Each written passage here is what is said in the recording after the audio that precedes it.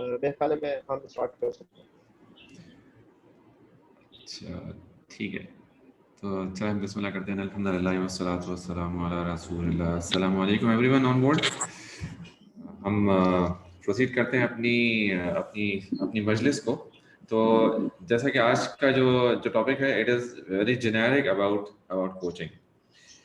तो मैं थोड़ा सा यहाँ पे एक्सप्लेन करता हूँ and then I would like this to be more participative and interactive, ताकि लोग और भी उसमें बात कर सकें और अपने सवाल आप माइक खोल के पूछ सकते हैं बिल्कुल। तो हम चाहते हैं कि इसका जो फॉर्मेट हो ये एक बैठक की तरह हो, एक गुफ्तगू की तरह हो, जिसमें सब लोग आपस में एक दूसरे से बात कर सकते हों। तो थोड़ा सा मैं कोचिंग के बारे में बता देता हूँ कि कोचिंग कंपैरेटिवली ऐसा लगता है कि एक नई फील्ड है, या एक तेज़ी से उभरता हुआ एक ऐसा एरिया है।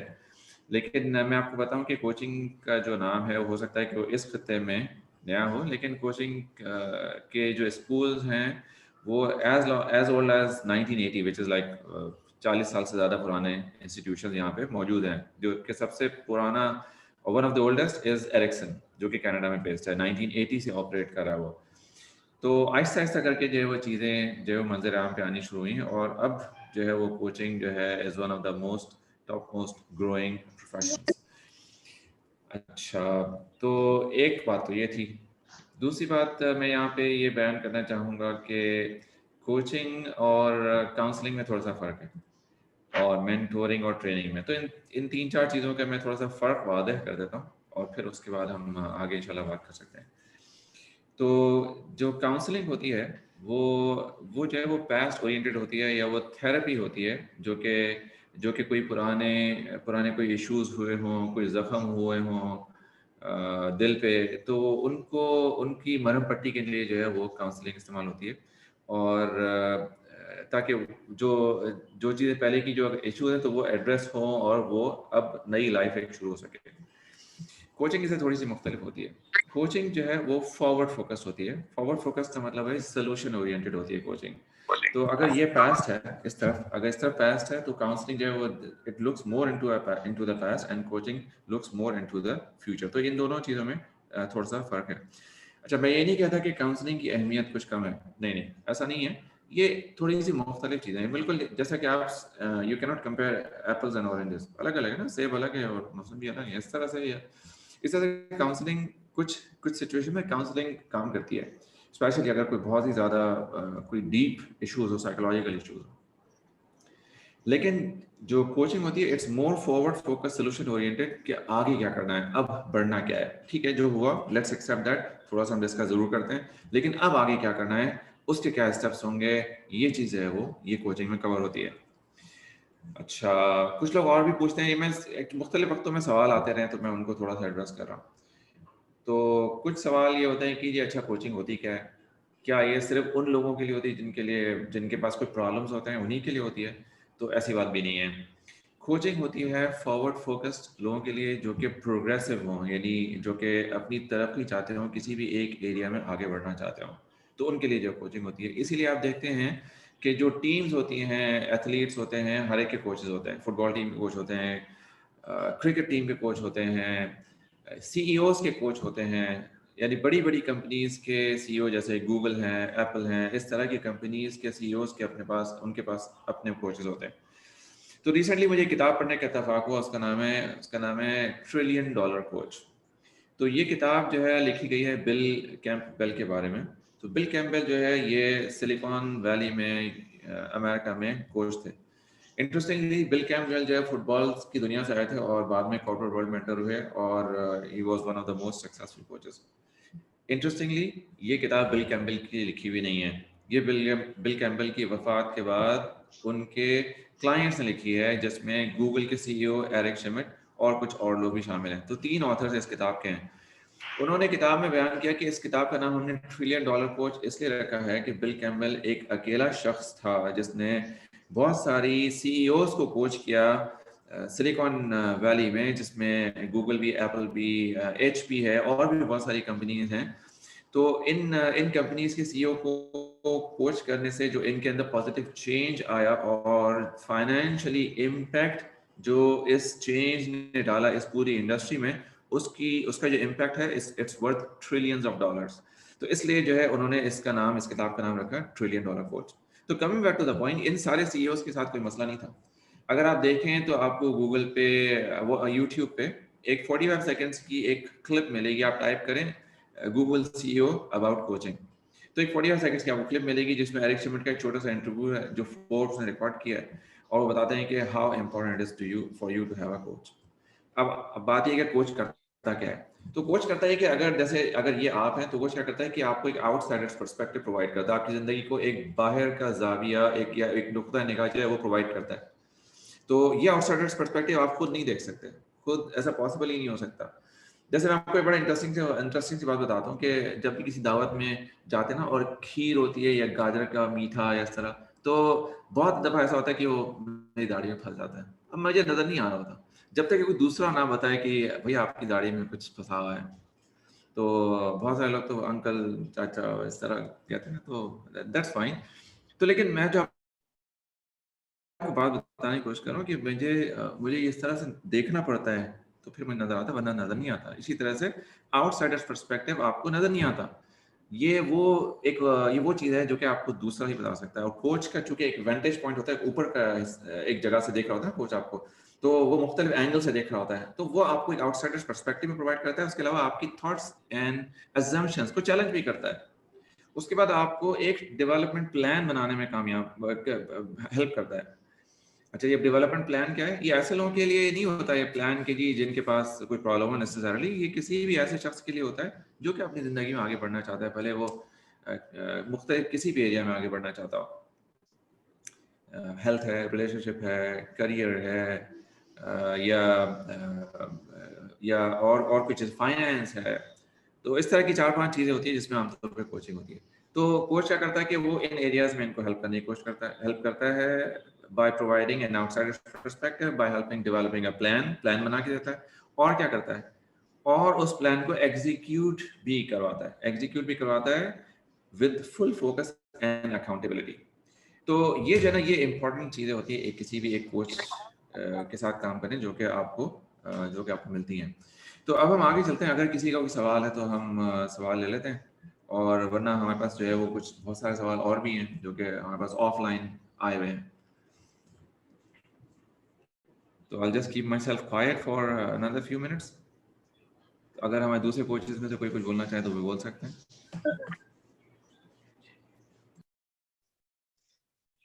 अच्छा, मेरा एक सवाल है नहीं भाई कि why coaching is more effective than other disciplines?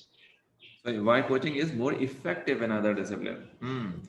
ये अच्छा, बड़ा इंटरेस्टिंग सवाल है। अच्छा, होता क्या है कि मैं अपनी थोड़ी सी जो मैंने थोड़ी सी बात पहले की थी उसी में पीछे आता हूँ, उसमें कुछ बातें रह गई थी। तो मैंने कोचिंग और काउंसलिंग का तो फर्क वादे कर दिया। इसमें 2 चीज़ें और भी मैंने बताई थी जो थी ट्रेनिंग और मेंटोरिंग। तो ट्रेनिंग में क्या होता है कि ट्रेनिंग में यू हैव इंफॉर्मेशन बर्स्ट। आप क्या करते हैं, 3 दिन की एक ट्रेनिंग होती है, उसमें आप बहुत सारी इंफॉर्मेशन अपने स्टूडेंट्स को, पार्टिसिपेंट्स को प्रोवाइड करते हैं। उसके बाद स्टूडेंट्स अलग चले जाते हैं, ट्रेनर अलग चला जाता है, और उन दोनों का आपस में कोई ताल्लुक नहीं होता। जो पढ़ा होता है वो 48 घंटे के अंदर अंदर वो जहन से उड़ जाता है, क्योंकि information has wings to fly away. Information तो उड़ जाती है दिमाग से, हत्ता है कि वो अनटिल अनलेस कि आप उसको शेयर ना करें दूसरे लोगों से। अच्छा, अब क्या होता है कि जो इम्पैक्ट आप क्रिएट करना चाहते थे कोचिंग से, उस ट्रेनिंग से वो नहीं हो पाता है। सस्टेनेबल चेंज नहीं आ पाता है ट्रेनिंग से, वो सस्टेनेबल चेंज आता है कोचिंग से। इसकी वजह क्या है? इसकी वजह ये है कि कोच और उसका जो क्लाइंट है, यानी जो कि कोच के साथ काम करते हैं, हम इसकी मिसाल बिल्कुल इस तरह से लेते हैं कि ये लोग आपस में काम करते हैं, तो इनका एंगेजमेंट और डिसएंगेजमेंट इस तरह चलता रहता है। यानी मिसाल के तौर पे हफ्ते में एक मीटिंग हुई, उसके बाद कोच अलहदा हो गया और क्लाइंट अपनी ज़िंदगी पे काम करता रहा। अपनी ज़िंदगी पे, नॉट में। तो इन दोनों में बातों में फ़र्क है। तो क्या होता है कि मैं आपको समझाता हूँ। तो फिर दोबारा एंगेज हुए 1 हफ्ते के बाद, और दोबारा से देखा, रिव्यू किया, क्या चीज़ चल रही है, क्या चीज़ नहीं चल रही है, और फिर अलहदा हो गए। तो इस तरह क्या होता है कि मीटिंग यानी एंगेजमेंट, डिसएंगेजमेंट, पीरियोडिकल डिसएंगेजमेंट में सस्टेनेबल चेंज होता है, क्योंकि कोच ऊपर से देख रहा होता है और जो क्लाइंट है वो काम कर रहा होता है अपनी ज़िंदगी पे, और चीज़ें जो है वो बेहतर होनी शुरू हो जाती हैं। तो पहले जो यहाँ से शुरू हुई थी कहानी, तो वो बेहतर होती है, यहाँ होती है, फिर यहाँ होती है, फिर यहाँ होती है, इस तरह से जो आगे बढ़ती जाती है। तो सस्टेनेबल चेंज जो है ना, वो कोचिंग से आ पाता है, वो ट्रेनिंग से नहीं आ पाता। तो इसी तरह जब मैं आपके सवाल की तरफ वापस आता हूँ, आपने कहा कि कि कोचिंग जो है बेहतर क्यों होती है, इस वजह से बेहतर होती है। ट्रेनिंग का क्या मकसद होता है, आपको किसी भी चीज़ की में बेहतरी लेकर आना, तो वो ट्रेनिंग नहीं ला पाती है, कोचिंग ला पाती है। तो हमने देखा कि हम रिसेंटली हमारे कुछ कॉर्पोरेट्स को ट्रेनिंग का एक्सपीरियंस हुआ, तो हमने उनसे कहा कि देखिए अगर आप अपने लोगों में वाकई चेंज लाना चाहते हैं तो आप इनको ट्रेनिंग तो दें, लेकिन उसके बाद इनके कोचिंग सेशंस करवाएं। वो बात उनको समझ में आ गई। अल्हम्दुलिल्लाह उन्होंने कोचिंग सेशंस करवाए अपने एग्जीक्यूटिव्स के, और वाज़ह तौर पे उनको तब्दीली नज़र आई। इसमें कोई कोचिंग का कमाल नहीं है, इसमें इस प्रोसेस का कमाल है, यानी कोचेस का नहीं, कोचिंग प्रोसेस का कमाल है। ये एक फ्रेमवर्क है ना, तो इस फ्रेमवर्क से जब आप जुड़ते हैं, इसके ऊपर काम करते हैं, तो आपको कुछ एडवांटेजेस मिलते हैं, कुछ बेनिफिट्स मिलते हैं। अच्छा, तो उम्मीद है कि ये सवाल क्लियर हो गया होगा। अच्छा, मैं अब अपनी बीच की बात की तरफ आता हूँ, जिसमें मैंने कहा था कि अपनी ज़िंदगी पे काम करते हैं, अपनी ज़िंदगी में नहीं काम करते। तो ये दोनों बातों में फ़र्क है, और ये बड़ा इम्पोर्टेंट बात है, जो मैं आपको चाहता हूँ कि आप ये समझ लें। तो होता क्या है कि हम में से हर शख्स जो है ना, वो अपनी ज़िंदगी के एक विशिष्ट सर्कल में उलझा हुआ है। तो डे टू डे लाइफ में चीज़ें आ रही हैं, जा रही हैं, एक फायर फाइटिंग का मोड जो है वो चल रहा है, और चीज़ें जो है जिसको कहते हैं ना, ज़िंदगी तो बढ़ रही है, लेकिन चीज़ें जो है जिसको कहते हैं हैदराबादी में, वहीं की खड़ी हुई है, आगे नहीं बढ़ी, प्रोग्रेस नहीं हो रही ज़िंदगी में। तो उसकी वजह क्या होती है कि लोग अपनी ज़िंदगी के जाल में फंस जाते हैं अंदर। So they are working in their lives, ठीक है, ज़िंदगी में काम कर रहे हैं। अच्छा, अब ज़िंदगी पे काम करने का क्या मतलब है, यानी वर्किंग ऑन देयर लाइव्स, इसका क्या मतलब है कि आप काम करते हैं एक आउटसाइडर्स पर्सपेक्टिव के साथ, ठीक है। तो ये आउटसाइडर्स पर्सपेक्टिव क्या करता है, या कोच के साथ काम करते हैं, तो ये इससे होता क्या है कि आपके पास एक डेवलपमेंट प्लान होता है। जब आप डेवलपमेंट प्लान पे काम करते हैं बतदरीज, तो आप अपनी प्रोग्रेस को मेजर भी करते जाते हैं। आप ये भी देखते जाते हैं कि कौन से एक्शंस काम करें और कौन से एक्शंस नहीं काम करें। तो जो एक्शंस काम नहीं करें उनको साइड में उठा के रखें, जो एक्शन काम करें उन्हीं को और आगे बढ़ाएं। इस तरह से ज़िंदगी में तब्दीली रूनुमा होना शुरू होती है। तो जैसे मैंने आपको पहले बताया था, 4 चीज़ें होती हैं उसमें कोचिंग में, कि सबसे पहले क्लैरिटी होती है। क्लैरिटी कि कोच आपकी थॉट्स और assumptions को चैलेंज करता है, आपको क्लियर करता है अपनी थॉट्स में कि आप चाहते क्या हैं। उसके बाद दूसरी चीज़ होती है डेवलपमेंट प्लान, जो किसमें आपको कोच मदद करता है। हम जब लोगों के डेवलपमेंट प्लान्स बनवाते हैं ना, तो हमें अंदाजा होता है कि लोगों ने इस तरह के काम पहले किए ही नहीं होते। वो अपने विजन और अपनी स्ट्रेटेजी को मिक्स कर देते हैं। बहुत सारे लोग जो है ना, वो ये इस बात को देख ही नहीं पाते हैं कि वो चाहते क्या नहीं। व्हाट क्लियर ही नहीं होता, वो हाव में कूद जाते हैं। अच्छा, हम ये करेंगे कैसे? नहीं भाई, हम हाव की बात नहीं करें, हम पहले तो ये देखें ना कि आप चाहते क्या हैं। तो कोच क्या करता है कि पहले आपके पास क्लैरिटी डेवलप करता है व्हाट की, फिर प्लान बनाता है, फिर उसके पास उसको फुल फोकस के साथ एग्जीक्यूट करवाता है, और उसके ऊपर अकाउंटेबिलिटी क्रिएट करता है। तो ये 4 चीज़ें जो हैं, ये कोचिंग की होती है। तो उम्मीद है कि मैं आपके सवाल का जवाब दे दिया होगा। हम पार्टिसिपेंट्स को अपने एनकरेज करते हैं कि अगर उनके पास भी कोई सवाल हो तो फील फ्री। जी, अगर कोई पार्टिसिपेंट कोई क्वेश्चन पूछना चाहे तो वो अपना माइक ओपन करके पूछ सकते हैं, चाहे तो चैट में भी टाइप कर सकते हैं। अच्छा, अब आप मुझे चंद सेकंड दें, क्योंकि मेरे मेरे पास व्हाट्सएप पे कुछ सवाल हैं, और मुझसे कुछ लोग जो है वो कह रहे हैं कि लिंक नहीं मिल रहा है। एक मिनट मुझे, but you can continue, ठीक है। just give me a few seconds here.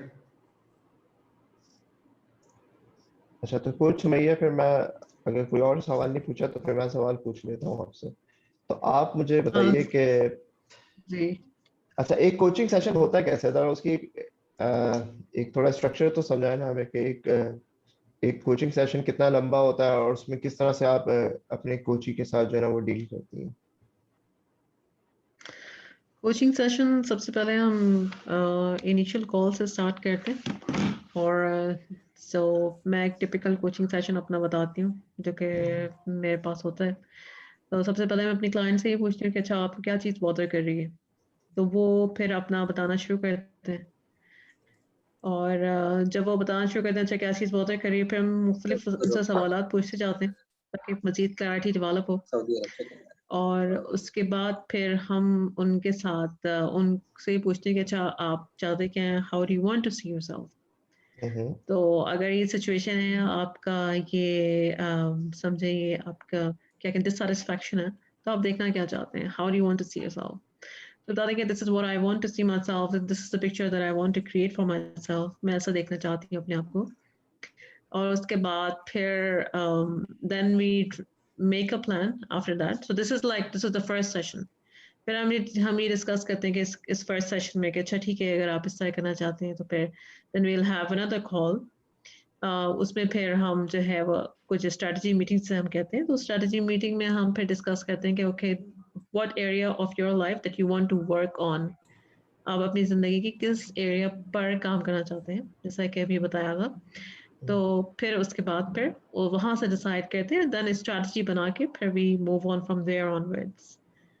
तो इस तरह की फर्स्ट मीटिंग बहुत इंपॉर्टेंट होती है। फर्स्ट मीटिंग हमें ये बताती कि बेसिकली डिससेटिस्फैक्शन है कहाँ, और क्वेश्चनिंग टेक्निक से ये पता चलता है कि बेसिकली एक जिसे डिस्टॉर्शन कहते हैं, कहाँ पर है वो वहाँ, और किस एरिया पे काम करना है, तो वो थोड़ी सी क्लैरिटी डेवलप होती है। फिर उसके बाद जो है मूव ऑन करना आसान हो जाता है। So that's a typical first session. That's we call it initial session.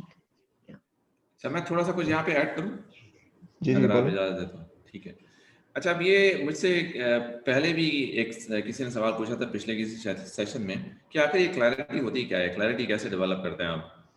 तो मैं आपको थोड़ा सा इसके बारे में एग्जांपल देना चाहता हूँ। क्या होता है कि हम अक्सर औकात जो है जब, और स्पेशली ये कपल्स की कोचिंग में तो ये चीज़ बहुत वैलिड होती है, या रिलेशनशिप कोचिंग में, तो अक्सर औकात ऐसा होता है कि जब हम बात शुरू करते हैं ना, तो जो अगला शख्स होता है वो ये बताता है कि उसको उसकी उसकी अहलिया से यानी स्पाउस से क्या प्रॉब्लम है, या बच्चों से क्या प्रॉब्लम है, मैनेजर से क्या प्रॉब्लम है, टीम से क्या प्रॉब्लम है। यूजुअली लोगों का फोकस प्रॉब्लम ओरिएंटेड होता है। तो अब जब प्रॉब्लम की बात करते हैं तो प्रॉब्लम जो है ना बिल्कुल इस तरह से है कि वो एक सॉर्ट ऑफ, मैं आपको एग्जांपल देता हूँ, आप एक चंद सेकंड होल्ड रखें। लेट्स सपोज ये छोटा सा बैग है, ये एक पेंसिल केस है, अगर आपको नजर आ रहा है पेंसिल केस है, ठीक है। अब ये ना एक प्रॉब्लम है। अब लोगों की क्या आदत होती है कि वो ना इस प्रॉब्लम की बात करते हैं, इसके अंदर चले जाते हैं, इसके अंदर ही टटोलते रहते हैं और इसके अंदर ही रहना शुरू कर देते हैं, इस प्रॉब्लम के अंदर। तो जिंदगी जो है वो इस तरह आगे नहीं बढ़ पाती है। आपको अगर प्रॉब्लम को रिजॉल्व करना है तो आपको प्रॉब्लम से बाहर आना पड़ेगा, नहीं इससे अपने आप को बाहर निकालना पड़ेगा इस प्रॉब्लम से। उसके बाद आप क्या करेंगे? आप करेंगे ये कि अगर ये प्रॉब्लम को आप अपने आगे रख लेंगे, अपने फ्रंट पे रख लेंगे, तो आपको ये प्रॉब्लम ही लीड करता रहेगा और आप इससे आगे नहीं सोच सकेंगे। तो आपने करना क्या है? आपने करना ये है कि इस प्रॉब्लम को देखें आप, ठीक है, उसके बाद आपने क्या करना है, इसको रख लेना अपने पीछे, ठीक है। जब अब प्रॉब्लम आपके पीछे चला गया तो अब आपके सामने क्या है? अब आपके सामने है आपका फ्यूचर और आपके सामने है आपका सोल्यूशन। अब वो सोल्यूशन क्या है? तो हम अब लोगों से पूछते हैं जब प्रॉब्लम क्या, तो लोग बताते हैं ये है, ये मसला, ये मसला, ये मसला। अच्छा भाई, अब आप चाहते क्या हैं? अच्छा, मैं चाहता हूँ कि जो है वो रिलेशनशिप बेहतर हो जाए। अच्छा भाई, रिलेशनशिप बेहतर होती है तो लगता कैसे है? तो जैसे अब रिसेंटली एक कपल का मुझे कोचिंग करने का इत्तेफाक हुआ, तो मैंने खातून से पूछा कि भाई आप, ठीक है, आपने सारी चीज़ें बताई हैं अपने शौहर के बारे में, ठीक है, वेल एंड गुड। आपने बताया कि अब आप चाहती क्या हैं? ये जो इतनी सारी लिस्ट है, बड़ी लंबी सारी लिस्ट, तो इसमें से बताएं कि सबसे इम्पोर्टेंट पॉइंट कौन सा है? तो उन्होंने कहा कि मैं जो चाहती हूँ कि जो मेरे शौहर हैं वो मेरे बेहतरीन पार्टनर हों। अच्छा भाई, ठीक है, चलिए, बड़ी अच्छी बात है। तो बताएं कि बेहतरीन पार्टनर होता कैसे? तो मैंने उससे सवाल पूछा, तो उन्होंने कहा कि वो जो है वो जो कि मेरे साथ मेरी लाइफ में कंट्रीब्यूट करे, बच्चों की अपब्रिंगिंग में काम करे, मेरे साथ अच्छा क्वालिटी टाइम गुजारे, और इस तरह की कोई 2-3 बातें उन्होंने कही। तो मैंने कहा अच्छा ठीक है, is this what you want? तो उन्होंने कहा हाँ, जो मेरे पास जो बेहतरीन पार्टनर की डेफिनेशन है वो ये ही है। तो मैंने कहा ठीक है, लेट्स प्रोसीड है। तो मैंने उनसे कहा कि अच्छा ठीक है, ये वो चीज़ें हैं जो कि आप अपने शौहर से चाहती हैं। कहा, तो मैंने कहा कि आपकी तरफ से कौन सा ऐसा छोटा सा चेंज हो सकता है जो कि आपके शौहर को इस बारे में मदद दे कि वो इस तरह बिहेव करें जैसा कि आपने डिफाइन किया अपनी पिक्चर में। तो she came up with small little actions कि अच्छा जी, मेरी तरफ से ये होगा, ये होगा, ये होगा। तो जो इस तरह से उनके शौहर को मदद मिलेगी अपने आप को चेंज करने में। क्योंकि देखिए, चेंज हमेशा ये बात याद रखें कि चेंज होता है हमेशा अपने आप से शुरू, और फिर चेंज जब अपने आप के अंदर होता है तो सबसे पहले चेंज जो है वो it is created in this head. फिर जब चेंज यहाँ पर आता है तो चेंज से आपकी लैंग्वेज चेंज होती है, चेंज से आपकी नज़रें चेंज होती हैं, और आपके एक्शन चेंज होते हैं, आपके अल्फाज चेंज होते हैं, बहुत सारी तब्दीलियां होनी शुरू होती हैं। जब उन तब्दीलियों को अगला शख्स देता है तो अगले शख्स की तरफ से भी तब्दीली होनी शुरू हो जाती है। So this is how it works. So coming back to the point कि जो क्लैरिटी होती है ना वो इस तरह से डेवलप होती है जब हम सवाल करते हैं लोगों से, लोगों का चेहरा जो है वो प्रॉब्लम से उठा के सोल्यूशन की तरफ लेके जाते हैं, फिर उनको उनसे सोल्यूशन की पिक्चर डेवलप करवाते हैं, उस पिक्चर में छोटे छोटे एक्शन आइटम्स डेवलप करवाते हैं। This is how it works gradually over a period of time. तो कोचिंग जो है वो कोई एक चंद घंटे का खेल नहीं होता है, या जो है वो ऐसा कोई सर्जरी नहीं होती कि आपने जो है वो जिप खोला और आपने सर्जरी करके बंद कर दिया, ऐसा नहीं होता। It takes time. जो मार्शल गोल्डस्मिथ है, is one of the top most coaches in the world. Marshall का कहना ये है कि वो सीईओज को कोच करते हैं, कहते हैं कि सस्टेनेबल चेंज, और चेंज किस में होता है? हैबिट्स में होता है। तो सस्टेनेबल चेंज 6 महीने से 1 साल लेता है तकरीबन क्रिएट होने के लिए, sustainable change. So till that time you need to work on gradually with a coach. So I hope I answered your question. अब मेरे ख्याल से एक बड़ा इंपॉर्टेंट पॉइंट है नहीं भाई कि चेंज जो है वो लेके आना इटसेल्फ एक डिफिकल्ट टास्क है। चेंज लेके आना इतना आसान नहीं है। तो कोच आपको हेल्प करता है उस ट्रांजिशन में, ना सिर्फ आपको हेल्प करता है बल्कि उस चेंज को सस्टेन करने में भी हेल्प करता है। इसीलिए हम जब कोचिंग की बात करते हैं तो कोचिंग लॉन्ग टर्म होती है, यानी एटलीस्ट अगर हम किसी के साथ काम कर रहे होते हैं तो हमारा जो इनिशियल प्लान होता है वो तकरीबन 4 मंथ्स का होता है, 120 डेज का। क्योंकि बहुत सारे साइकोलॉजिस्ट कहते हैं कि to retain a change, to sustain a change, you should at least work 90 days on that particular change. कोई भी चीज है जिसको आप हैबिट बनाना चाहते हैं, अगर आप चाहते हैं कि वो आपके सबकॉन्शियस में अच्छी तरह प्रोग्राम हो जाए और आपकी जिंदगी में आ जाए, तो उसके लिए कम से कम आपको 3 महीने, और कुछ साइकोलॉजिस्ट इसको अप टू 6 मंथ्स भी कहते हैं, कि आप 6 महीने तक उस चीज के ऊपर काम करें और लगातार करते रहें। Then it becomes subconscious habit, जो कि आप बगैर सोचे और बगैर ज्यादा एफर्ट किए कर सकते हैं। तो कोच जो होता है वो हमेशा इसीलिए लॉन्ग टर्म में काम करता है। ऐसा नहीं होता है कि 1 सेशन या 2 सेशन आपने लिए, जबकि नॉर्मली हम काउंसलिंग में देखते हैं तो अक्सर लोगों को 1 सेशन 2 सेशन में भी अगर कुछ बेनिफिट होता है तो वो वहां पे डिसकंटिन्यू कर देते हैं और आगे बढ़ जाते हैं। जबकि कोचिंग में ऐसा नहीं होता है। कोच जो है वो आपके साथ एक लंबे अरसे तक काम करता रहता है। और इससे एक और चीज जो मुझे जो बात है वो ये है कि इस कोच जब आपके साथ एक लंबे अरसे तक काम करता है तो वो ये इंश्योर करता है कि आप जो है ना अपने प्लान के ऊपर स्टिक करें और अकाउंटेबल रहें। क्योंकि हमारी अकाउंटेबिलिटी ये है कि जब हम खुद से अपने आप को अकाउंटेबल करना शुरू करते हैं तो वो कुछ दिन तो चलती है जब हमारी मोटिवेशन हाई होती है, और उसके बाद जो है ना वो डाउन होना शुरू हो जाती है। यानी हम जो है वो अपने ट्रैक से हटना शुरू हो जाते हैं, वापस जो है ना अपने पुराने तरीकों पे जाना शुरू हो जाते हैं। लेकिन अगर कोई एक्सटर्नल पार्टी, जो कि हमारे अलावा कोई ऐसा शख्स हो जिसका हमारे साथ कुछ हमारी जिंदगी से कुछ लेना देना नहीं है, उसका वो एक इंडिपेंडेंट शख्स है, तो उसका कोई आपसे, आपकी सक्सेस से, आपके फेलियर से उसका कोई ताल्लुक नहीं है। तो जब वो आपको कोशिश करता है कि आपको अकाउंटेबल रखे और आप उसको जवाब दे होते हैं, हर वीक आपका एक सेशन होता है जिसमें हम जो उसका वीकली टास्क होता है, वीकली प्लान होता है, उसको रिव्यू करते हैं और फिर ये भी चेक करते हैं कि जो उस प्लान को इम्प्लीमेंट करने में उसको अगर कोई ऑब्स्टिकल्स आ रहे हैं, कोई परेशानी आ रही है, कोई चैलेंज का सामना हो रहा है, तो वो कैसे उसको रिजॉल्व कर सकता है। तो इस तरह आपको जो अपने प्लान पे स्टिक करने में लंबे अरसे तक एक अच्छी मदद मिलती है, और इसके जो रिजल्ट्स होते हैं तो फिर वो देर पा होते हैं, यानी लॉन्ग टर्म होते हैं, और आपकी जिंदगी में जो चेंज है वो एक परमानेंट हैबिट के तौर पे इम्प्लीमेंट हो जाता है। जी आप कुछ कह रहे थे? नहीं है भाई जी, मैं यहाँ पे एक दो पॉइंट ऐड करना चाहता हूँ। वो ये कि जैसे आपने कहा ना कि काउंसलिंग 1-2 सेशन में फ़ायदा होता है, तो ऐसा नहीं है कि कोचिंग का फ़ायदा जो है 1-2 सेशन में नहीं होता, ऐसा नहीं है। कोचिंग का फ़ायदा, कोचिंग जो है वो 2 तरीके की होती है। एक जो है आपके लॉन्ग टर्म प्लान्स हैं या डेवलपमेंट प्लान है, आप 3 महीने काम करते हैं कोच के साथ, 4 महीने काम करते हैं, दिस इज़ फाइन, और फिर आप उस प्लान को देखते हैं कि कितना बेहतर हुआ, फिर आप दूसरे प्लान पे काम करते हैं and so on so fourth. तो ये एक सीक्वेंशियल प्रोग्रेस का एक सिस्टम है।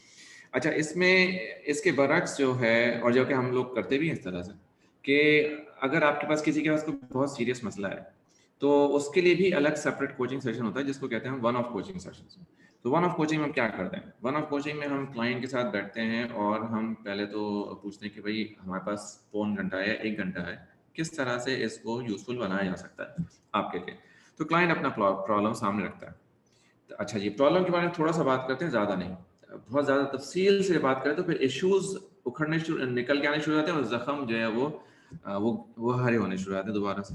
तो तकलीफ ज़्यादा होने लगती है। तो हम प्रॉब्लम्स के बारे में थोड़ा सा बात करते हैं, फिर हम लेके जाते हैं अपने क्लाइंट को सोल्यूशन की तरफ। अच्छा आप चाहते हैं क्या है, अच्छा आप क्यों चाहते हैं, क्यों इंपॉर्टेंट है आपके लिए, और फिर इस तरह से फिर हम उनको लेके आते हैं छोटे से एक्शंस की तरफ। और फिर एक्शंस के बाद हम उनसे पूछते हैं कि अच्छा हाउ डू यू इंश्योर कि भाई आप वाकई कर भी लेंगे नहीं करेंगे, इसके ऊपर अकाउंटेबिलिटी क्या है। तो ये जो एक कोचिंग सेशन है, ये 1 घंटे का, ये एक इंडिपेंडेंट कोचिंग सेशन होता है।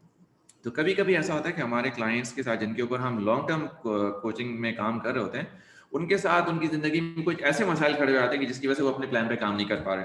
तो वो क्या करते हैं, वो अपना ये एक मसला लेके आते हैं कि भाई मेरे मैनेजर के साथ मिसाल के तौर पे ये हो गया, ये मेरे घर में जो है वो ये मसला हो गया, इसकी वजह से जो है I am not focused on my plan.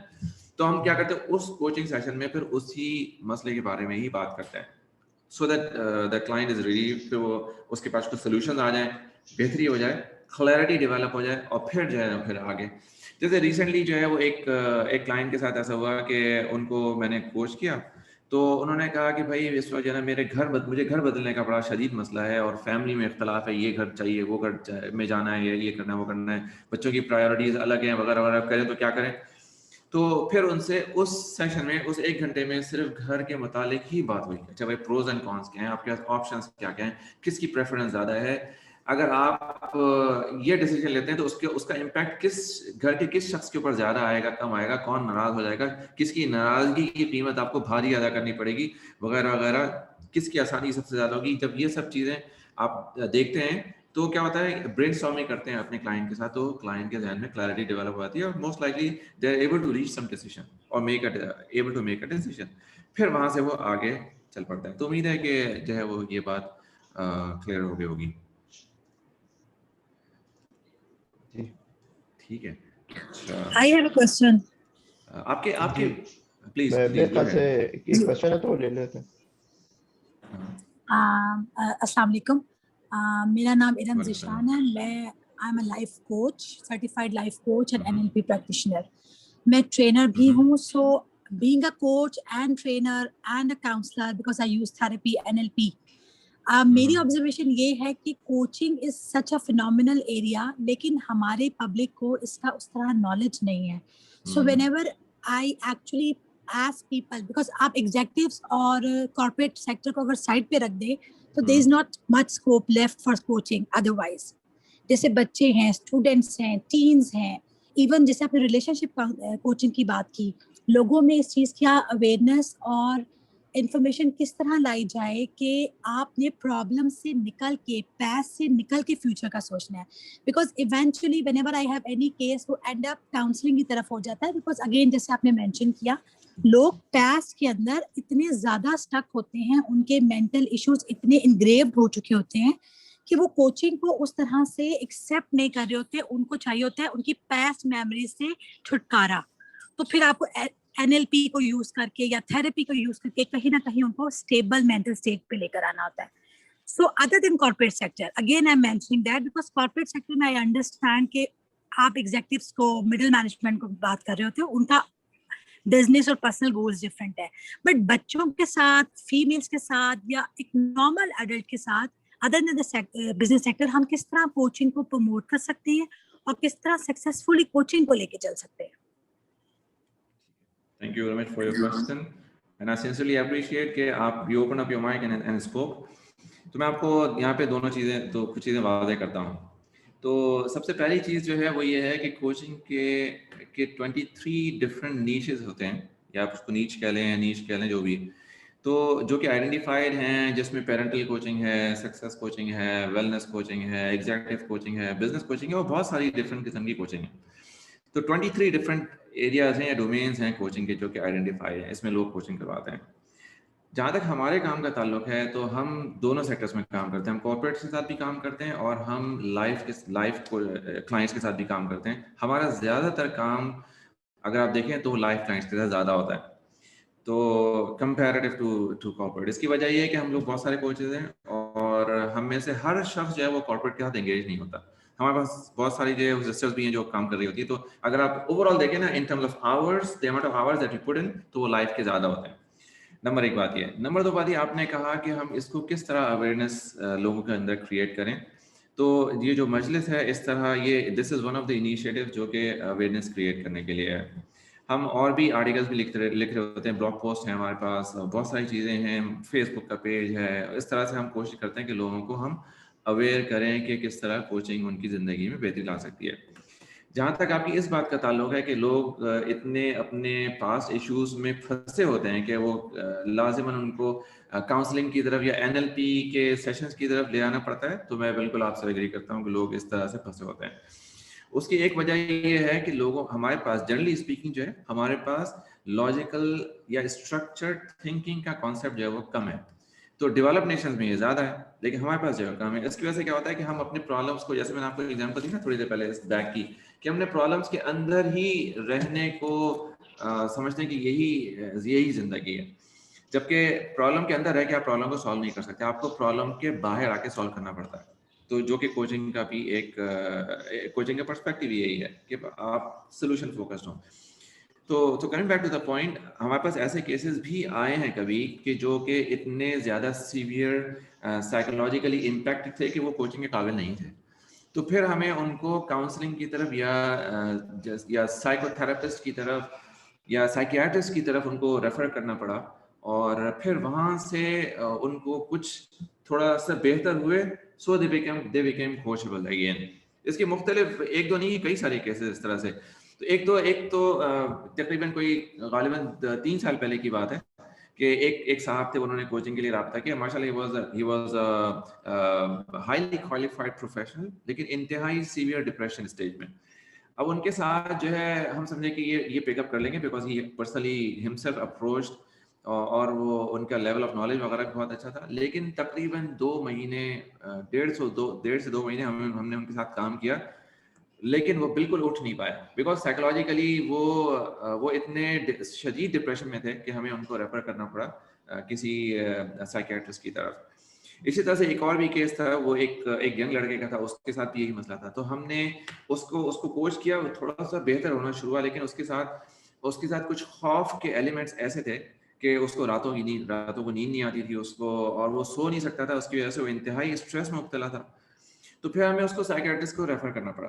तो साइकियाट्रिस्ट के पास जब वो गया तो हमने उसके साथ एक नोट भेजा, एक हैंड रिटन नोट भेजा कि जाके अपने साइकियाट्रिस्ट को ये भी दिखाना। तो साइकियाट्रिस्ट ने कहा ये नोट किसने लिख के दिया है? तो उसने कहा ये नोट मेरे कोच ने लिख के दिया है। तो साइकियाट्रिस्ट ने कहा कि ठीक है, तुम जो भी दवाएं हम तुम्हें देते हैं वो दवाएं जारी रखो, लेकिन इस कोच के साथ काम करते रहो, क्योंकि बिकॉज साइकियाट्रिस्ट न्यू कि ठीक है ये दवाओं के असर से कुछ दिनों में तो बाहर बेहतर हो जाएगा, लेकिन उसके बाद he will not have any plan to work on। तो उसके लिए जो है कोच जरूरी है। तो इसलिए साइकियाट्रिस्ट ने भी रेकमेंड किया, वो अल्हम्दुलिल्लाह वो साथ साथ उसकी कोचिंग भी चलती रही, बिकेम बेटर अल्हम्दुलिल्लाह। तो summing it up all together, coaching का ये मकसद नहीं कि कोई शख्स जो अगर गड्ढे में गिर गया, खड्डे में गिर गया, तो आप उसको हाथ से बाहर पकड़े, उससे बाहर निकाल के किनारे पे खड़ा कर दें।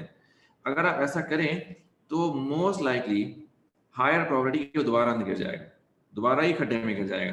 तो आपने क्या करना, आपने ना सिर्फ उसको कोच करके खड्डे से बाहर निकालना है, बल्कि आपने उसको खड्डे से दूर करके ऊंचाई पे भी लेके जाना है ना, अगले प्लान पे भी काम करना है, so that he gets enough awareness about not going to the trap again or not falling in the trap again। तो ये कुछ चंद बुनियादी चीजें जो मैं समझता नहीं हूँ भाई, कि यहाँ पर मैं एक बात ये ऐड करूंगा कि हमारे यहाँ जो है इसकी अवेयरनेस इसलिए भी नहीं है क्योंकि लोग जो है हमारे यहाँ, जैसे कि आपने कहा कि लॉजिकल थिंकिंग का जो है वो इतना रिवाज नहीं है। अक्सर लोगों के पास अगर कोई प्रॉब्लम आती है तो वो डायरेक्टली सोल्यूशन चाहते हैं, और उनकी कोशिश ये होती है कि कोई उन्हें डायरेक्टली कोई ऐसा मशवरा दे कि वो ठक करके लगे और वो प्रॉब्लम जो है ना वो सॉल्व हो जाए। ठीक है, तो इसमें होता क्या है कि एडवाइसिंग का कल्चर जो है हमारे यहाँ, एडवाइस देने का, मशवरा देने का जो कल्चर है ना बहुत आम है। तो जो कि बिल्कुल एक एंटी कोचिंग प्रैक्टिस है, क्योंकि कोचिंग में हम सबसे पहली चीज जो अपने कोचेस को बताते हैं और सिखाते हैं वो ये है कि आप एडवाइस न दें। तो उसकी क्या वजह होती है कि सबसे पहली बात कि हर इंसान एक डिफरेंट है, हर एक इंसान की सिचुएशन डिफरेंट है, उसकी स्ट्रेंथ, उसके टैलेंट, उसके स्किल डिफरेंट है। तो जरूरी नहीं है कि जो एडवाइस जो है जो एक जगह पे काम करती हो वो दूसरे के लिए भी काम करे। तो लोग तो एडवाइस दे देते हैं कि हाँ यार मैंने इस तरह किया था और ये मसला बिल्कुल ठीक हो गया था, लेकिन जब कोई उसको लेके जाता है अपने घर पे अप्लाई करता है तो पता चलता है कि वो उससे मजीद या तो काम बिगड़ गया या उसका जो है वो काम नहीं निकलता। तो और इससे क्या होता है कि प्रॉब्लम जो है वो मजीद जो है वो बढ़ती चली जाती है, और फिर वो इस लेवल पे पहुंच जाती है जहाँ पे हम बात कर रहे हैं कि फिर वो एक साइकोलॉजिकल इशू या साइकेट्रिस्ट का इशू बन जाता है। तो असल प्रॉब्लम ये है कि लोग जो है वो बहुत ज्यादा रिलाई करते हैं सोल्यूशन के ऊपर, ना कि प्रॉब्लम सॉल्विंग खुद से करें, जो कि बहुत इंपॉर्टेंट है। कोचिंग जो है वो कहीं पे भी एडवाइस नहीं करती, कोई डायरेक्ट सोल्यूशन प्रोवाइड नहीं करती, बल्कि एक फ्रेमवर्क प्रोवाइड करती है जो आपको हेल्प करती है कि आप अपने अंदर से अपने पोटेंशियल को यूज करते हुए खुद अपने लिए बेस्ट सोल्यूशन तक पहुंचे। ठीक है, एक कोच का जो अल्टीमेट गोल होता है ये होता है कि वो आपको आपकी प्रॉब्लम और आपके सोल्यूशन के दरमियान का जो गैप है उसको कम कराए, ना कि ये कि डायरेक्टली आपको सोल्यूशन दे दे और उसे घर लेके जाएं और अप्लाई करें और सब कुछ ठीक हो जाए। तो ये एक कल्चरल हमारी एक नॉर्म है एडवाइस करने का, क्योंकि मुफ्त मशवरा तो आपको पता है ना, फिर सबसे आसान काम है। तो वहां से जो है ये चीजें ड्राइव हुई है कि लोग जो है ना बहुत ज्यादा लॉजिकल थिंकिंग की तरफ नहीं जाते, प्रॉब्लम सॉल्विंग की तरफ नहीं जाते, and which is problem solving जो है वो एक ऐसा स्किल है जो कि वर्ल्ड इकोनॉमिक फोरम जो है अब नेक्स्ट आने वाले 5 साल के लिए उसको टॉप ऑफ द जो टॉप 10 उनके स्किल्स आते हैं नेक्स्ट 5 years के लिए, उसके अंदर सबसे ऊपर वो उसको रखता है कि problem solving, complex problem solving और क्रिटिकल थिंकिंग जो है, these are going to be the most important skills for the next decade. अच्छा, मैं आपको थोड़ा सा यहाँ पे एक फजल आपकी बात में एडिशन करना चाहता हूँ, वैल्यूएबल इनपुट्स। तो इसमें आपने कहा ना कि हम जो है हमें बिन हैसल ख्वाह हमारी आदत होती है मशवरा देने की, भले चाहिए हो या ना चाहिए हो, हमारी आदत होती है। तो कोचिंग का जो बेसिक फंडामेंटल डिफरेंस है ना वो ये है कि मशवरा जो है वो नहीं दिया जाता, एज यू मेंशन। अच्छा, अब होता क्या मशवरा देने में? मशवरा देने में आपने मशवरा अपनी जहन की मुनासिबत से, अपने माइंडसेट की मुनासिबत से दिया, अपने सर्कमस्टेंसेस की तरफ से दिया, या अपने एनवायरमेंटल फैक्टर्स की बेसिस पे दिया। उस शख्स के एनवायरमेंटल फैक्टर्स डिफरेंट है, उसके घर का माहौल अलग है, उसकी तालीमी काबिलियत अलग हुई, हर चीज़ अलग हुई है। अच्छा, होता क्या है, मोस्ट लाइकली आप देखें कि बहुत कम केसेस में ऐसा होता है कि लोग मशवरे पे अमल करते हैं। लोग मशवरा सुन लेते हैं, दे फील एम्पावर्ड, हाँ वाह हमें सोल्यूशन मिल गया है, बस ठीक है हम सोल्यूशन कर लेंगे, जाते हैं घर, उसके बाद भूल जाते हैं। और आप देखेंगे कि फिर उनकी लाइफ में कोई तब्दीली नहीं आती, क्योंकि वो काम करता ही नहीं है, क्योंकि मशवरा उन्होंने दे डिड नॉट बाय नहीं होता ना मशवरे के लिए उसमें, क्योंकि वो उनका नहीं है, एक्शन किसी और की तरफ से एडवाइस हुआ हुआ है। कोचिंग में क्या होता है, कोचिंग में फर्क ये होता है कि जो एक्शन है वो अंदर से आता है, यानी कोचिंग जो है वो आपके अंदर एक ऐसी जुस्तजू, एक ऐसी अर्ज क्रिएट करती है कि आप अपना सोल्यूशन खुद ढूंढते हैं। This is called empowering. Empowering का मतलब है कि अगर आप पहले यहाँ पे थे अपने सोचने समझने की सलाहियत में, तो कोच के साथ काम करके आप आहिस्ता आहिस्ता बतदरीज बढ़ते चले आते हैं, तो आपकी एबिलिटी बढ़ जाती है, आप खुद ही अपने सोल्यूशन ढूंढते हैं, और चूंकि आप खुद ही ढूंढते हैं उस पर बाय इन ज़्यादा होता है, उस पर आपका लेवल ऑफ कमिटमेंट ज़्यादा होता है। तो ये एक छोटा सा एडिशन मैं करना चाहता हूँ। अच्छा, एक सवाल है चैट विंडो में फैसल भाई, और वो ये है कि अगर बहुत सारे काम कर रहे हैं, जैसे एक जाने बढ़ रहे हैं, साथ बिजनेस भी है उस अपने घर में साथ साथ, तो बाज घर बिजनेस स्टडी सबको कितना वक्त मुख्तस करना चाहिए कम से कम और ज़्यादा से ज़्यादा, ताकि हम हर काम को तवज्जो दे सकें? सारा साहिबा। अच्छा, अब सारा साहिबा ये बात ये है कि अगर आप मुझसे ये पूछें, मेरी राय पूछती हैं, तो अगर आप बहुत सारे काम कर रहे हो ना, अगर तो ह्यूमन माइंड जो है वो बहुत सारे कामों पे उसकी अटेंशन डिवाइड होती है। तो जब अटेंशन डिवाइड होती है तो माइंड जो है वो कंप्यूटर की तरह काम नहीं करता है, माइंड के अपने जज्बात और एहसासात होते हैं, अपनी मेमोरी होती है। तो ऐसा नहीं होता कि वो ठक ठक करके जो है वो स्विच ऑन और ऑफ करे, ऐसा नहीं होता। तो जब माइंड किसी चीज पे एक्टिवली काम कर रहा होता है, तो दूसरी चीज जो इनएक्टिव होती है वो भी समहाउ माइंड में, बैकग्राउंड ऑफ माइंड में एक्टिव हो रही होती है। तो जब आप बहुत सारी चीजों पे इकट्ठे काम कर रहे थे, तो आपका फोकस जो है ना वो डिवाइड होना शुरू होता है, और आपकी अटेंशन जो है वो मल्टीपल चीजों पे डिस्ट्रीब्यूट होती है। जब ऐसा होता है तो आपके जो क्वालिटी होती है हर काम की, वो उसके ऊपर असर आना शुरू हो जाता है। हो सकता है बहुत सारे लोग कहते हो कि नहीं हम तो बहुत सारे काम कर सकते हैं इकट्ठे, तो अगर आप ऐसे काम करते हैं तो आप ये देखिए कि आप अपने ऊपर स्ट्रेस कितना क्रिएट कर रहे हैं। हो सकता है कि आप स्ट्रेस बहुत ज्यादा क्रिएट करो, and maybe you are able to do that, this fine. लेकिन हो सकता है कि आप अपने उस स्ट्रेस की वजह से, हो सकता है कि आपको कुछ और रोल्स है वो कॉम्प्रोमाइज हो रहे हो जिंदगी में। ठीक है, अगर आपका बिजनेस भी है और आपकी बहुत सारी चीजें और भी हैं, तो हो सकता है कि उनमें से कुछ चीज़ें अच्छी चल रही हो, कुछ चीज़ें अच्छी ना चल रही हो। तो अगर आपने किसी भी एक चीज़ में अगर आपने काम करना है किसी के ऊपर, तो उसके ऊपर फोकस करें। यूजुअली ऐसा होता है, हर शख्स की अपनी फैमिली होती है, बच्चे भी हैं, शौहर बच्चे हैं या बीवी बच्चे हैं, हर शख्स का अपना एक बिजनेस यानी काम भी होता है। ऐसा नहीं होता कि जिंदगी में आप सिर्फ एक ही चीज़ पे फोकस करते हैं, बस आप उसी के अलावा कुछ देखते ही नहीं, ऐसा नहीं होता। तो 5-6 चीज़ें तो इकट्ठी जिंदगी में चल ही रही होती हैं। तो उम्मीद है कि इस पे कुछ ना कुछ क्लैरिटी मिल गई होगी। लेकिन अगर आपने बहुत सारी चीज़ें इकट्ठी खोल ली हैं, तो फिर ये बिल्कुल ऐसी बात है कि जैसे अगर आपके सहन में बहुत सारे खरगोश भाग रहे हो और आप सारे के सारों को इकट्ठा पकड़ने की कोशिश कर रहे हो, तो किसी को एक को भी नहीं पकड़ पाएंगे। उसका तरीका है कि आप पहले एक को तो पकड़ें, उसको डब्बे में डालें, फिर दूसरे को पकड़ें और डब्बे में डालें, इस तरह से। तो लोग अक्सर औकात ऐसा होता है, मल्टीपल काम इकट्ठे शुरू कर देते हैं, तो फिर किसी में एक में भी कामयाब नहीं हो पाते हैं। तो उम्मीद है कि आपके सवाल का जवाब मिल गया होगा। अच्छा, ठीक है। अभी एक सवाल और क्या है? अच्छा, kindly I have a question. If a person gets a very rare book, 1000 plus rules of positive behavior. Now question is that how that person can make this precious book beneficial for himself. अच्छा, देखिए सबसे पहले तो ये सबसे पहले अगर तो आपने बुक पढ़ किताब लें। बिल्कुल बुक पढ़ लें, ठीक है। अच्छा, तो फैसल भाई का मशवरा है कि पहले आप बुक पढ़ लें। अच्छा, अब अगर आपको बुक पढ़ना मुश्किल है, तो आप बुक पढ़ने के लिए कुछ स्लॉट्स बना लें, टाइम बना लें। कोई एक 5-5 मिनट ही आप बुक पढ़ लें, तो उसमें इंशाल्लाह आपकी उम्मीद है कि बुक जो है वो एक महीने 2 महीने में आपकी बुक खत्म हो जाएगी इंशाल्लाह ताला। नहीं भाई, जिस पे भाई एक फैसल चीज भाई यहाँ पे आप एक ज़्यादा चीज बेहतर यहाँ राय दे पे सकते हैं। ये पढ़ने वाली बात तो मैंने वैसे ही की थी। देखिए, एक चीज इंपॉर्टेंट है कि जब आप इस टाइप की कोई बुक पढ़ते हैं ना, जिसमें आपको बहुत सारे मशवरे एक साथ मिल रहे हो, जैसे 1000 बिहेवियर आपको मिल रहे हैं, तो अब आप 1000 बिहेवियर तो एक साथ अपनी जिंदगी में नहीं चेंज लेके आ सकते, वरना तो आपका घर जो है पूरा दरहमरम हो जाएगा पूरी जिंदगी। तो आप क्या कर सकते हैं कि उसके अंदर से वो 1 या 2 बिहेवियर ढूंढे जो कि आपको लगता है कि आपकी जिंदगी में सबसे बड़ा चेंज लेके आ सकता है। लेट्स से कि आपको जो है वो टाइमलीनेस की प्रॉब्लम है, क्या टाइम मैनेजमेंट की प्रॉब्लम है, मैं 6-7 चीजें मेरे सर पर है और हर चीज जो है वो कोई भी चीज काम पूरा नहीं होता और रह जाती है। तो इम्पोर्टेंट चीज ये है कि मैं ऐसी बुक अगर पढ़ रहा हूँ तो मैं उसमें से एक टाइम मैनेजमेंट से रिलेटेड जो मेरी एडवाइस है मैं उसको पिक करूंगा और उस एक चीज को या 2 चीज को पकड़ के रखूंगा तकरीबन 3 महीने के लिए, और उन पे लगातार काम करने के बाद देखूंगा कि उससे क्या जो है चेंज पैदा हुआ मेरी जिंदगी में। तो होगा क्या कि 90 दिन तक जब मैं वो काम करता रहूंगा तो वो मेरी एक तरह से हैबिट बन जाएगी, आदत बन जाएगी, फिर मुझे उसके ऊपर फोर्सफुली काम नहीं करना पड़ेगा। जब मैं उस पर फोर्सफुली काम नहीं करूंगा तो मेरे पास अब ऑप्शन होगा कि मैं कोई और चीज जो है वो अपनी बुक में से मुझे कोई नेक्स्ट बेस्ट एडवाइस जो मुझे मिली थी मैं, या बिहेवियर जो मुझे पता चला था, अब मैं उसको ले लूंगा और उससे देखूंगा कि वो मेरी लाइफ में जो है ना वो क्या इम्पैक्ट लेके आता है।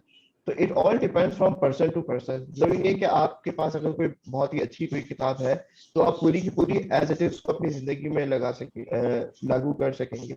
आपको उसमें से उसका क्रक्स लेके आना है जो कि आपके लिए सबसे ज्यादा इम्पोर्टेंट है और आपको अपनी जिंदगी में एक पुश दे सकता है, एक बड़ा इम्पैक्ट और एक बड़ा समझे कि एक लीप प्रोवाइड कर सकता है to go to the next level. तो वो बुक आप पढ़ेंगे तो डेफिनेटली आपको उसमें से कुछ चीजें ऐसी होंगी जो आपको क्लिक करेंगी कि हाँ यार ये एक ऐसी चीज है जो कि मेरे लिए सबसे ज्यादा बेहतर है, तो उसको आप पकड़ लें और उसके ऊपर आप काम करें। फिर अपने साथ आप किसी को इन्वॉल्व कर लें, चाहे वो कोई कोच हो चाहे वो कोई दोस्त हो, जो आपको अकाउंटेबल रखें कि हाँ यार हमने ये बात डिसाइड की थी कि हम इस काम को आज से इस तरह करेंगे, तो हम इसी तरह करें उसे और उससे जो है इधर उधर ना जाए।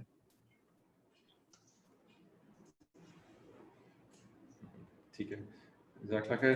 कोच सुमित, अगर आप कुछ इसमें कोई एडिशन करना चाहें, अपनी कोई कोचिंग की कोई स्टोरी सुनाना चाहें, हमारे पास 1-2 मिनट हैं अभी। अगर if you may like to describe any one of your मैं उससे एडवाइस के ऊपर बताना चाह रही थी कि आप ने कहा ना कि हम एडवाइस नहीं देते, तो मैं ख़वातीन भी यही चाह रही थी कि अच्छा ये बता दें कि इसमें क्या करना चाहिए। तो फिर मैं ख़वातीन के पर्सपेक्टिव से जवाब देती हूँ कि फिर मैं आपको बताना है कि आपके घर में आज क्या बनने वाला है या क्या पकना चाहिए, आलू गोश्त पकेगा या पालक गोश्त पकेगा, या क्या what is good for your family। तो हमें तो नहीं पता ना, तो मैं आपको कोई मशवरा दूँ तो how can it be fit for you। तो वो फिर वहाँ से उसको बात समझ में आती है कि अच्छा हाँ ठीक है कि मशवरा मैं कोई मशवरा दूँ it will not fit in with whatever your family problem has right now, तो आपको खुद सोल्यूशन ढूंढना है। तो बेसिकली होता है कि ग्रेजुअली कोचिंग आपको एनेबल करती है सोचने में, मतलब आपकी क्रिएटिविटी इंक्रीज होती है और आप सोचने समझने के काबिल होते हैं, अच्छा ठीक है इस सोल्यूशन का ये मतलब इस प्रॉब्लम का ये सोल्यूशन हो सकता है, तो you start thinking about something. So this actually helps a lot rather than just telling the person नहीं जी इसमें आप ये कर लें आपके लिए ये बेहतर है, तो वो मशवरा जो है फिर अपने पास समेट के रखना चाहिए। This is what we do in coaching. तो मैं आपको एक छोटी This सी is एक what I can interesting story add करता हूँ यहाँ पे आपकी बात में ना, मुझे आपकी बात से याद आया। Yeah. तो क्या हुआ कि एक फैमिली को कोच करने का इत्तेफाक हुआ तकरीबन कोई 1.5 साल पहले। तो उसमें जो खातून थी, जो बल्कि दोनों वालिदैन थे, उनको अपने बच्चे से शदीद शिकायत थी ये बच्चा जो हमारा रिस्पॉन्सिबल नहीं है। तो अब अच्छा भाई, तो भाई रिस्पॉन्सिबिलिटी होती कैसे, मतलब आप चाहती हैं अपने बच्चा रिस्पॉन्सिबल हो जाए ना। एक तो सबसे बड़ा मसला है ना हमारे जो माशरे में, जनरली स्पीकिंग हमारी सोसाइटी में, वो ये कि ना हम बच्चों को भी और बच्चों के बारे में दूसरों को भी हम कहते हैं हमारे बच्चे में ये खराबी, बच्चे बात नहीं सुनते, ये नहीं करते, वो नहीं करते वगैरह। ये बड़ा कॉमन मसला है, इसके बारे में हम फिर कभी बात करेंगे इंशाल्लाह। तो हम ना, हमारा फोकस प्रॉब्लम ओरिएंटेड ज्यादा होता है, हमारा फोकस सोल्यूशन ओरिएंटेड नहीं होता। नहीं, we don't say what do we want, we always say और talk about what we do not want. तो इसी तरह ये पेरेंट्स भी आए कि जो हमारा बच्चा जो बात नहीं सुनता, रिस्पॉन्सिबल नहीं हो रहा। मैंने कहा वालदा साहिबा से कि अच्छा मुझे बताएं कि आपके पास रिस्पॉन्सिबिलिटी की क्या पिक्चर है, आप वो क्या हो जाएगा कि आप अपने बच्चे को रिस्पॉन्सिबल समझने लगेंगी। तो कहने लगी कि जो है अगर वो, हम ऊपर के घर में रहते हैं, अगर वो जो है जाता है मस्जिद जाता है तो अपने साथ दरवाजा लॉक करके चाबी ले जाया करे, मेरे पास दूसरी चाबी होती है। तो वो लेकिन नहीं आता, दरवाजा खोल के चला जाता है और मुझे डर होता है कि कोई सदमा के अंदर आ जाए, कोई घुस के वगैरह वगैरह। तो मैंने कहा कि अच्छा अब आप ये पार्ट और से सुने। तो मैंने कहा कि अच्छा आप ऐसा कौन सा छोटा सा काम कर सकती हैं कि जिससे आपके बच्चे को हेल्प मिले इस बात में कि वो चाबी लेके जाया करें। क्या नहीं, पता नहीं, आई डोंट नो। तो मैंने कहा कि देखिए ये जो वैलिड रिस्पॉन्स नहीं है, आप मुझे थोड़ा सोच के बताएं कि क्या आप कर सकती हैं। तो फोन पे खामोशी हो गई दूसरी तरफ से, चंद सेकंड तक मैं भी खामोश रहा, उस तरफ से भी कोई जवाब नहीं आया। फिर खातून ने सोच के कहा अच्छा मैं ऐसा करती हूँ कि चाबी जो है दरवाजे के पास लटका देती हूँ, तो उसको चाबी नजर आएगी जाते, वो जो उठा के ले जाएगा। तो मैंने कहा बिल्कुल कर सकती हैं आप, कर लूँगी। तो अब आप सोचते, मैं जो आपको बात बताने की कोशिश कर रहा हूँ, ये बताने की कोशिश कर रहा हूँ कि उन्होंने मुझसे मशवरा मांगा, मैंने नहीं दिया। मैंने उन्हीं को ही कहा कि भाई ये एक I don't know is not a choice. आपको सोच के जवाब देना पड़ेगा। जब आप कहते हैं ना कि मुझे नहीं पता, तो आप actually you are responding from top of your head. We don't want you to respond from top of your head, think about it and then respond. तो फिर उन्होंने सोच समझ के फिर जवाब दिया, तो वो फिर जो है वो सिचुएशन बेहतर होगी। तो जब आदमी सोचता है ना, और कोचिंग का ये पर्पस यही होता है कि वो दूसरों की सोच को थोड़ा सा उजागर करे और उससे बाहर निकाले चीजों को, यानी वहां सॉल्यूशन बाहर आए। I think we are running out of time Faisal भाई। मेरे ख्याल से हम जो है ना, हमने टाइम एक्सीड कर दिया बल्कि, बट इट वाज अल्हम्दुलिल्लाह it was very fruitful discussion. तो यहाँ पे मैं एक चीज़ लोगों को ये बताना चाहूँगा कि अगर उनके पास कोई स्पेशल कोई इश्यूज हैं जिसके ऊपर वो 1-to-1 हमारे कोचेस के साथ बात करना चाह रहे हैं, तो we offer a free coaching session. उसके लिए आपको क्या करना होगा कि ये हमारी वेबसाइट का एक लिंक है और ये QR कोड अवेलेबल है आपके लिए।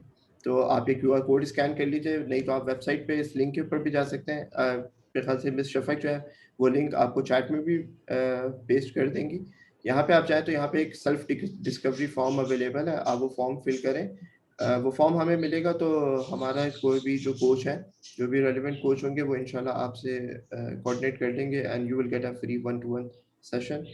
And with that I think नहीं भाई आपने कुछ ऐड करना है तो बस हम उसको क्लोज कर लेते हैं। हाँ, हमारा एक वर्कशॉप है आज शाम में सऊदी टाइम के मुताबिक 4 बजे, पाकिस्तानी 6 बजे। वो वर्कशॉप इंग्लिश में होगा और it is all about why people do not change.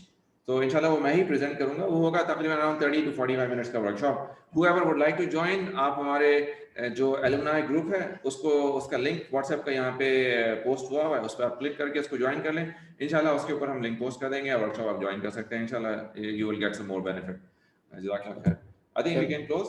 yeah with this जज़ाकल्लाह we खैर। can close. सुब्हानकल्लाहुम्मा व बिहम्दिका नशहदु अल्ला इलाहा इल्ला अंता नस्तगफिरुका व नतूबु इलैक। अस्सलामु अलैकुम व रहमतुल्लाहि व बरकातुहू। See you next Saturday, inshallah. Inshallah. Assalamu alaikum.